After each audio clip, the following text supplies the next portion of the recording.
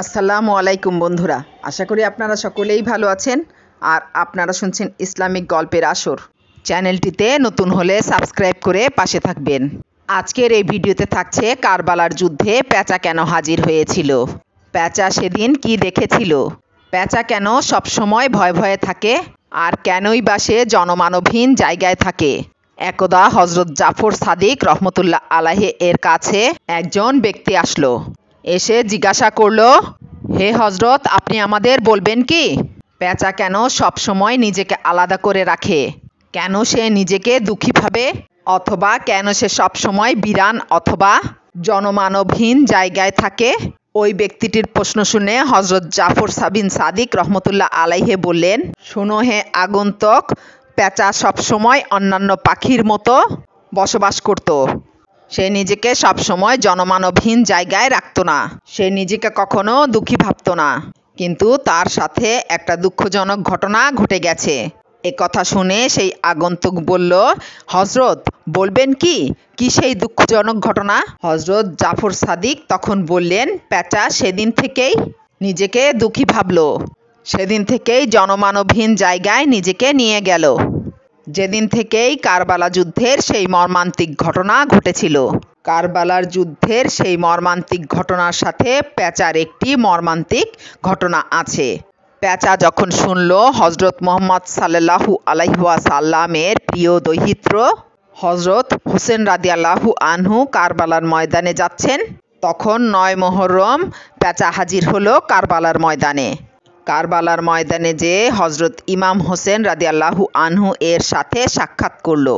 সাক্ষাৎ করে বলল, হে হুজুর, আমি কারবালার ময়দানে উপস্থিত থেকে এই যুদ্ধ দেখতে চাই।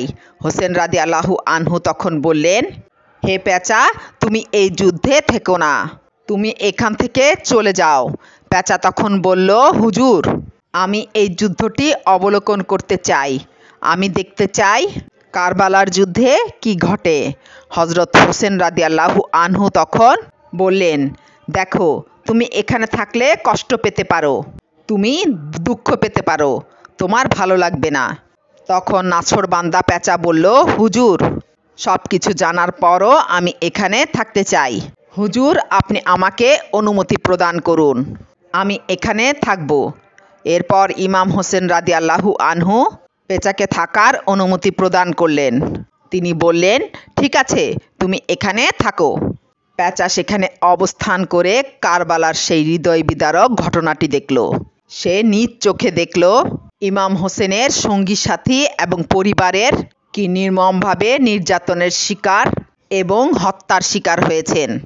সব শেষে যখন দেখল পাষণ্ড সীমার, যখন হোসেন রাদিয়াল্লাহু আনহুর কল্লা মুবারক শরীর থেকে বিচ্ছিন্ন করে দিয়েছে এবং পরবর্তীতে হজরত ইমাম হোসেন রাদিয়াল্লাহু আনহু এর লাশের ওপর ঘোড়া দিয়ে যেভাবে পদদলিত করে পিষ্ট করা হয়েছে, সেই থেকে পেঁচা দুঃখে কষ্টে একদম নিজেকে আলাদা করে নিল, নিজেকে জনমানবহীন জায়গায় নিয়ে গেল।